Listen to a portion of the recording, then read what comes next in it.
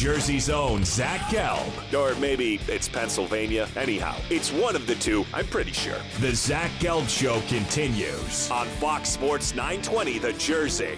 All right, welcome back in. Time in our Princeton Orthopedic Associates studios, 5:15. Zach Gelb Show. Number, as always, 609-919-9200. A lot to be excited if you're an Eagles fan or a Giant fan. You get a W for your team, respectively, this weekend. Carson Wentz looks sensational. The Giants' defense, well, Janoris Jenkins looks like he earned the money just through one game, holding Des Bryant to one reception for 8 yards. The Jets, they blew an opportunity. And we also have some college football talk this weekend.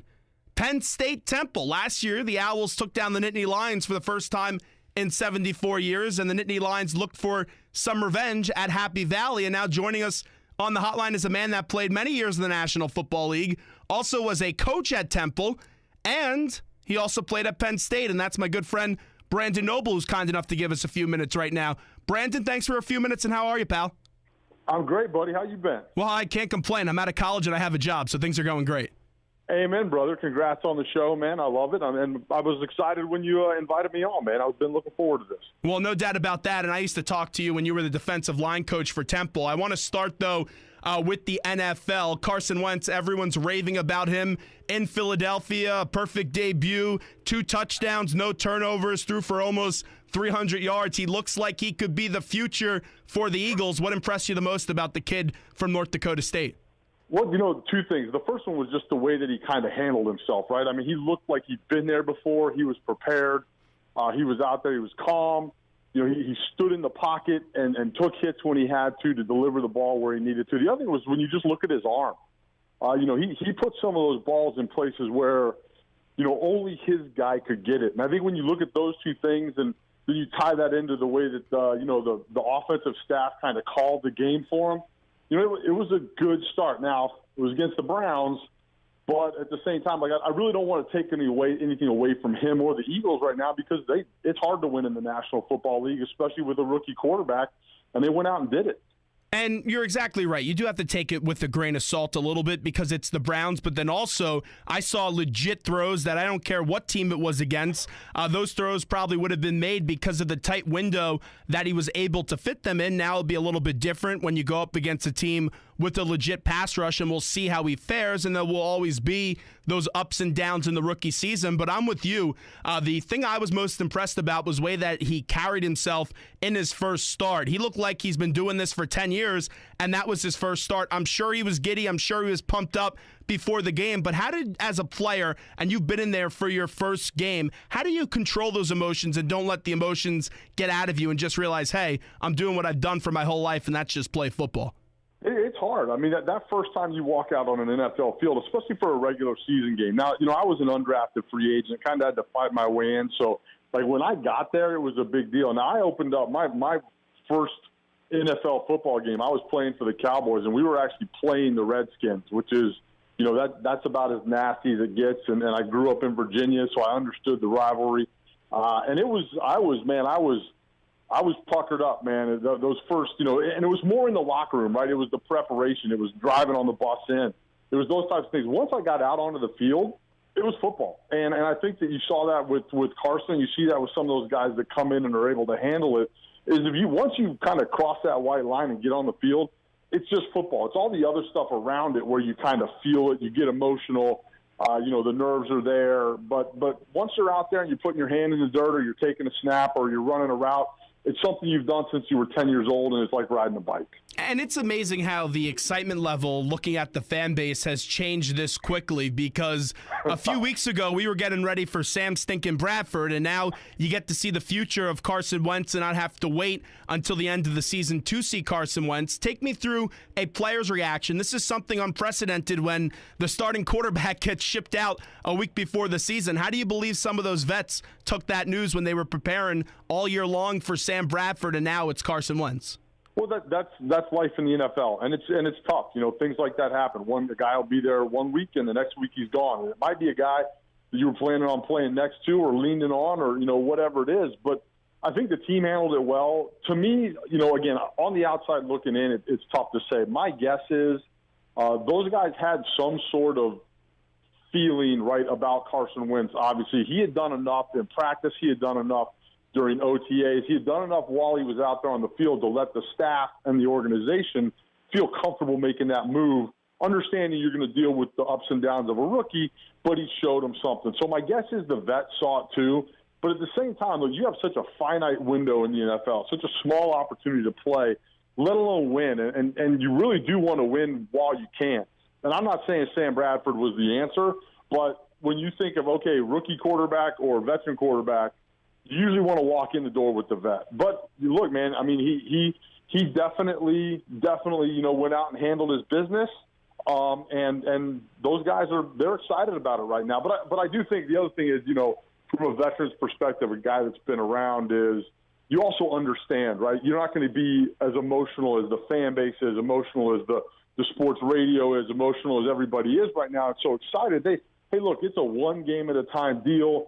The Eagles could go out against the Bears and get pummeled. You know what I mean? This is going to be an up and down roller coaster for 16, 17 weeks. So, I think the vets and the older guys in the locker room understand what they've got, and now they just got to go out there and support Carson as best they can. With those vets, and so much was made about this offseason, and you saw the moves that Howie Roseman made and the way that he was ripping off teams left and right in trades, whether it was Mike Tannenbaum or Rick Spielman in Minnesota or even the Cleveland Browns when he was moving up and there was so much hype made about Carson Wentz. When that kid finally walks into the locker room for the first time as a vet, do you go up to him first? Do you wait for him to come up to you? How's that interaction the first time when someone there's been such a big deal made out of him walks into the locker room? I don't think you go out of your way. You know what I mean? He's just another guy once he gets there, to be honest with you. And then now he carries some weight with him, but he definitely has to prove himself. And so, obviously everybody's professional, so at some point you're introducing yourself to him. But at the same time, it's kind of that, hey, wait and see. Let's see what the kid can really do. Right? North Dakota State, as good as it was, you just don't know what you're going to get. So it really is kind of a, hey, it's an introduction. It's a, just nice to meet you kind of thing. Welcome to the club. But there's definitely going to be that, let's wait and see what he really brings to the table before we kind of, christen him. Brandon Noble here with us right now on the Zach Gelb Show, Fox Sports 920, The Jersey. How about Bo Allen, the defensive lineman, getting a little fullback action? I love that. Oh, that's awesome, man. It's always fun when those guys get a shot to do that. It's different, though, man. That's a whole different animal over there. Sometimes it's one of those things that you think will be a good time, but then all of a sudden you're over there and you've got 4 or 5, angry linebackers and safeties flying downhill, filling the hole. And you think maybe that nice, close, comfortable space between me and the offensive center isn't so bad. So, it's cool. I get it. It's a fun thing for him. It also will help, in those short yard situations. But like I said, it's a double-edged sword, man. All of a sudden you become the target. So let me ask you this, and I know it's only one game and everyone's going to be happy after a week 1 win. And if you lose a few games in a row, then you start to see those emotions happen. But on the offense, it really does seem that the Eagles enjoy that new life with Doug Peterson and Frank Reich. But you're a defensive guy playing defensive line in the league for a bunch of years. I believe that these players, they also like that new life with Jim Schwartz, who has prior head coaching experience, and Billy Davis wasn't the most experienced person in the world. So how about that, the transition from Billy Davis to Jim Schwartz? It just seems like these players are enjoying life a lot more under Jim Schwartz. Well, I think they fit kind of what Jim Schwartz's defense is, right? I mean, this is a group of guys, especially up front, right? The Eagles were a 4-3 for years, right? Chip Kelly came in, and all of a sudden they're a 3-4, right? That's what he ran in Oregon. So they bring in Billy Davis, and that's what they're going to be here. So now you're taking guys like Connor Barwin and Brandon Graham and Vinny Curry, and you're asking them to be outside linebackers and rush from standing up, drop into coverage, do things that they can do it, but they don't do it as well as they put their hand in the dirt and turn the corner. So, and that's the whole unit, right? Everybody, they were a 4-3 defense. And so I think that coming back with Schwartz now, you've got a group of guys that are in their comfort zone.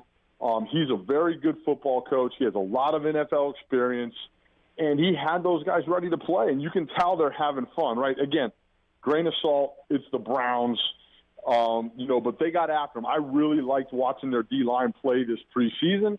I enjoyed watching them play on Sunday. I think they've got something there that if they can play well defensively, even in these tougher games that they're going to have, it will allow Carson Wentz a little bit more time to develop if they can stay stout and do what they did this last week.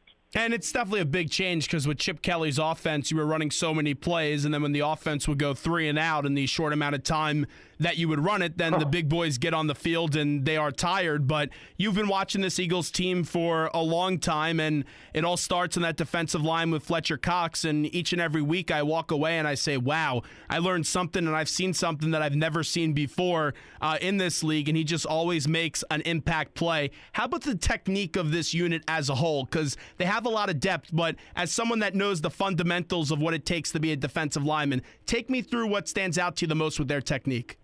Well, I think the one thing is obviously they get off the ball really well, which is where it all starts, and that's something that you can tell it's stress.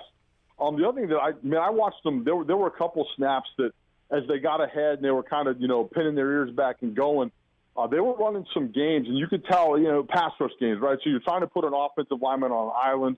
You're trying to put the O-line in a bad position and free somebody up. And as you watch, Brandon Graham and Fletcher Cox and those guys work together, I was really impressed. I thought, they looked really good doing it, and they were effective. I mean, they knocked RG3 down plenty of times on Sunday. And so when you watch them do that, you say, man, these guys, they can get after the quarterback. They work well as a unit. Their technique in the run game is sound. Again, don't want to go too far. The Browns may not win a game this year. But at the same time, that's a good group of guys up front, and they have some depth, which is going to add to it because now as they get tired, thankfully they're not going to be, hopefully not on the field like they were in the Chip Kelly years. But it's a good group. I was impressed. I like them a lot. So ranking from 1 to 4, how do you rank the NFC East this year? Where do you put the Giants, Eagles, Redskins, and Cowboys?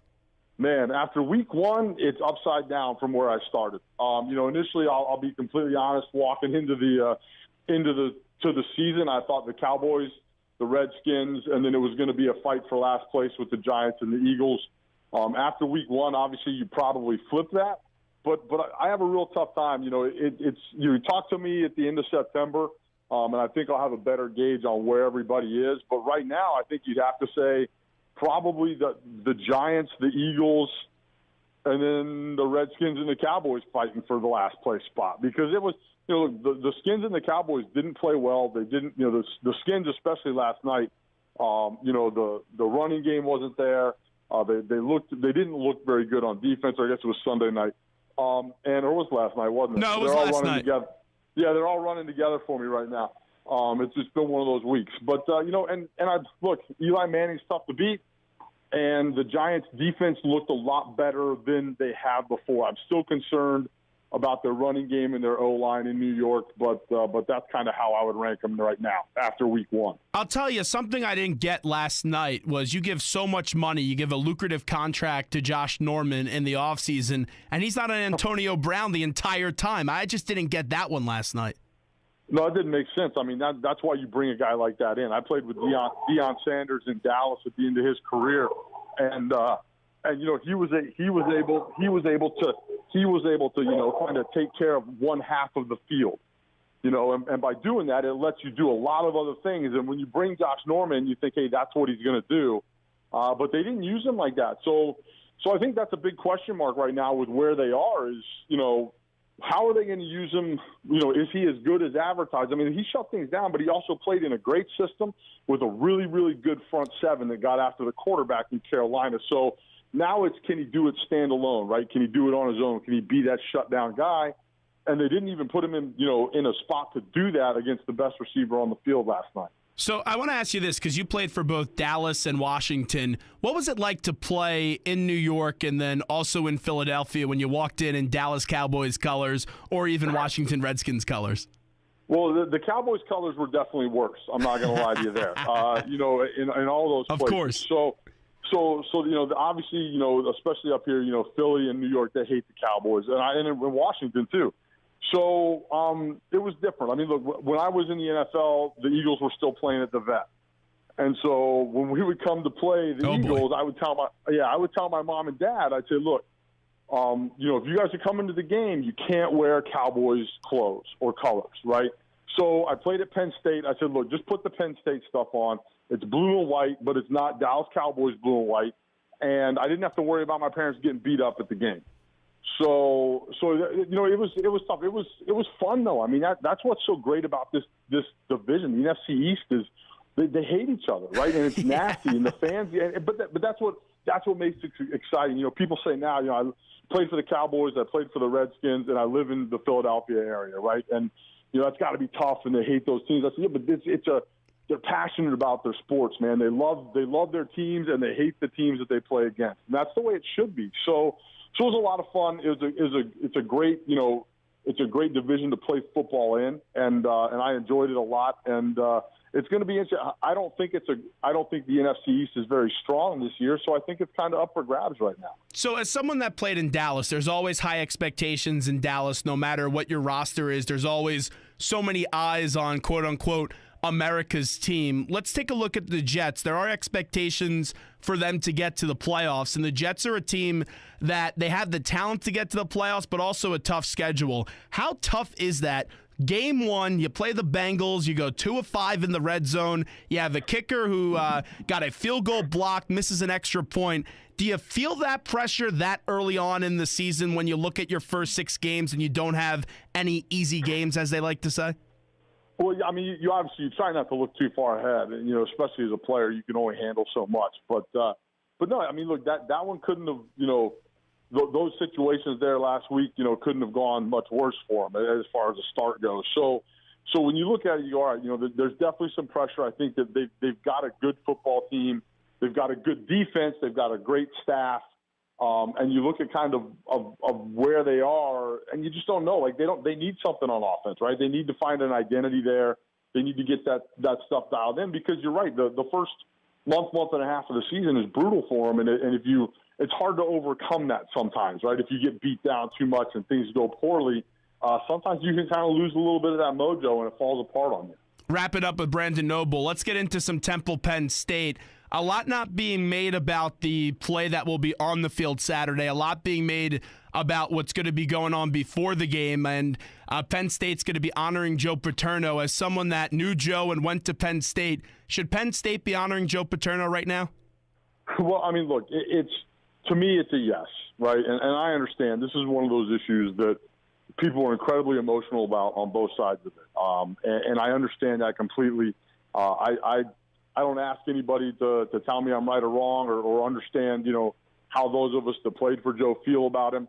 I think that it's touchy, and it's hard to talk about. And so I personally, I'm going up. I'm going to be there.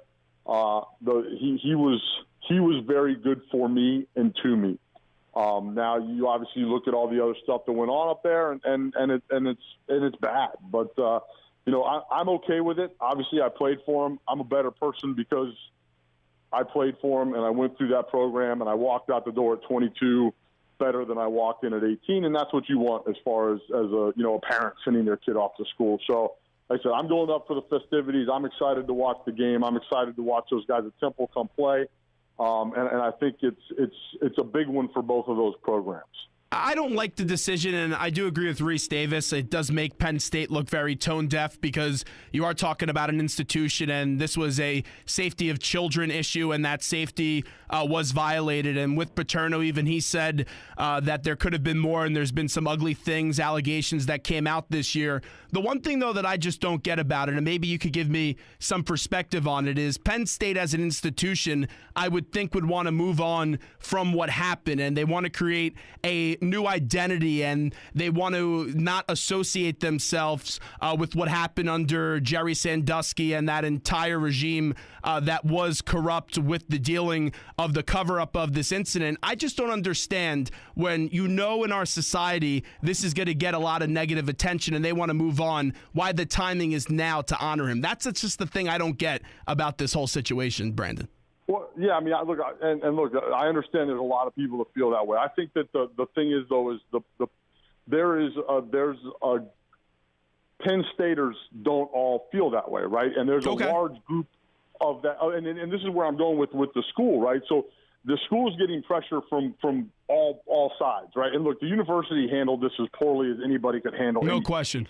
But there is a large amount of Penn State alumni that still cherish the memory of Joe, right? Cherish all the things, the success with honor, all of the things that Joe talked about and preached and did, with his football program, with the players that went through it, right? So I think that there's kind of this kind of, fence walking that the university does to an extent.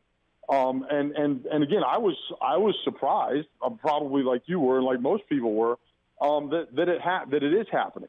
And it's a little odd, and I don't really know what to make of it. Like I said, I'm going. I understand, Zach, completely where you're coming from. But at the same time, when I look at him and I look at what he did for me, like I said, I understand why the university's doing it too. So, like I said, man, it's not an easy thing to talk about, especially for those of us that played for him. It's emotional on both sides of it. I'm a father. I've got kids. It's just one of those things where you go, man, it's just a bad situation all around. So let's talk a little X's and O's with this game as Brandon Noble joins us, wrapping up with the former NFL player, coached at Temple and played at Penn State. So break down this matchup for me. Obviously, a lot will determine and be determined on if Jihad Thomas does play, but when you look at Penn State and Temple, what are some things that stand out about this matchup? Well, I think that when you look at it, you go, okay, whose defense is going to win, right? That to me is where it is, right? Can Penn State's defense, again, they're going to have to deal with Jihad Thomas. Is he going to play? Can they pressure Walker into making mistakes, which he does? Can they take advantage of an offensive line that maybe didn't play great last week, that needs to get a little bit better? And then offensively, can Penn State, run kind of at the middle of that defense, right? I mean, look, Temple lost Ioannidis. They lost Metakevich. They lost kind of the middle of that D. And when you look at that kind of Army game, they took advantage of that. And so I think that Penn State has to do the same thing. They have to run the football. Now, the flip side of that is Penn State's O-line hasn't played great. They're a young, kind of unproven group. They've got, in my opinion, one of the best backs in the country in Saquon Barkley. They got a young quarterback. Defensively, they're replacing a lot of guys up front, 3 NFL defensive linemen from last year. So there's a lot of question marks. And I think when you look at both teams, you have the disappointing loss to Army from Temple. You have Penn State last week losing to Pitt. This is a big game for both of these schools. This is going to set the tone for the rest of their season. Whoever wins this thing walks out of it feeling pretty good. Whoever loses is 1-2 going into, week 3 or 4. Sorry, that was good math. That's Penn State math. And so, what I mean? So it's a really big game for a couple programs. Temple, to me, Coach Rule's done a great job there. He set the bar higher each year, and I think that the loss to Army was obviously very disappointing. And I think he knows that. He's going to go in there with a chip on his shoulder. He's going to have those kids ready to play. But at the same time, Penn State just lost to Pitt, and that's not something that happens there. And those guys are going to be upset too. So I think it's going to be a good one. I hope it's a good one. I got ties to both sides. Obviously, I'm not going to lie to you. I want Penn State to win. Well, that's why I don't like you anymore. Yeah, I know. I understand. I get that. It's completely. Fine. And but it's going to be a good football game because it's an important football game, and both of the staffs know it, and all the players know it. So it's going to be a big one. Are you a Franklin supporter? You know what? I like him. I think he recruits really well. You know who I really like is Joe Moorhead. Okay. I thought that was a great hire, and that's another kind of little tidbit. Coach Moorhead was at Fordham, and Fordham beat us at Temple. Yeah, I remember that game. Do you remember that? Right. Oh, awful.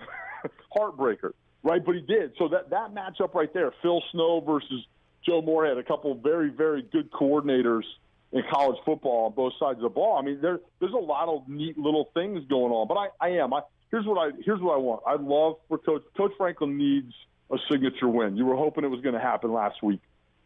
He needs the program itself, and he knows all this. The program itself needs to start being competitive in the Big Ten versus Ohio State and Michigan State and Wisconsin. They need to be competitive. Now, I don't expect that to happen this year. I understand what sanctions did to the program, but it has to happen sooner rather than later because it is college football, and we all know how fast they pull the rug out from under people these days. And I'd hate to see that happen because I do think he's got things going in the right direction, but now they've got to put it together on the field. Final thing before I let you run is Brandon Noble joins us with Matt Rule. So you were there for the 2-win season, correct? Yeah, the fun one. Yeah, right. But no, you saw a lot of the foundation being laid in that season, and you saw a team that competed with Rutgers, should have beat them if you could just get a yard on the pistol. You also saw that tough game against UCF where I think the player, J.J. Warden, made that one-handed catch. Did you sense at that time, and you were only there for a year, but did you sense that Matt was moving that program in the right direction? Yeah, absolutely. I mean, look, they work hard, and those guys, they got after it. The kids got after it. I think Matt does a great job of recruiting the right kids, making sure they all have a chip on their shoulder. They've got like this kind of, it's a Philly school, man. It's a blue collar, hard, tough-nosed, scrappy. Sorry, I got a dog going nuts right now. It's fine. It probably wants dinner. Yeah, no, he probably does. So it's one of those things that he's tank. He's a 85-pound English bulldog. He doesn't need dinner. But I felt that. And when you look at what, Phil Snow does there and Satterfield and the way that they kind of built that program, it's impressive, man. And I think he took the blueprint from Al Golden and ran with it and tweaked it in his own way. And man, he's done a great job. And as I said, except for this weekend, I pull for him. You know what I mean? So I'm hoping they win them all except for Saturday. Well, enjoy the weekend. I hope that Temple does get the win again and make it another 27 unanswered points because last year was very sweet. But get that dog fed, Brandon, and we appreciate the lengthy time today.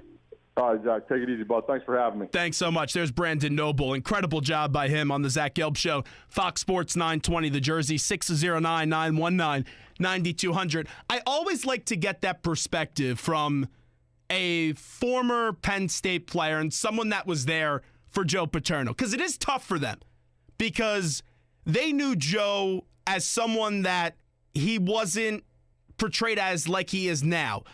And with Joe Paterno, I believe it is a complete disaster, and I think Penn State should be ashamed of themselves for honoring him this weekend.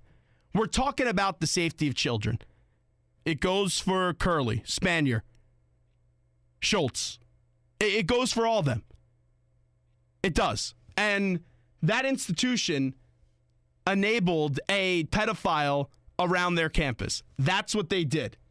And Joe Paterno even said, and I'll preface it by saying, Joe did many great things at Penn State, but he also did one thing that's going to tarnish his legacy forever. And if you want to move on, and that's why I say Penn State is a cult, if you want to move on from what happened, any human would say, all right, let's not honor Joe Paterno.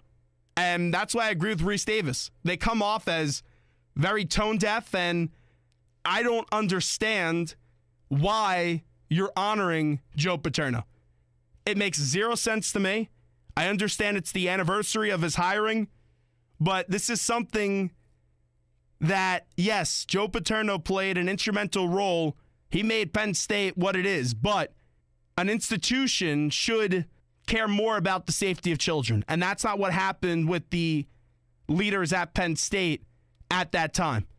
And therefore, with that being said, Joe Paterno was king at Penn State. He ran Penn State. He wanted something done, it got done. Well, Jerry Sandusky may have no longer been on the coaching staff, but he still had a key to campus.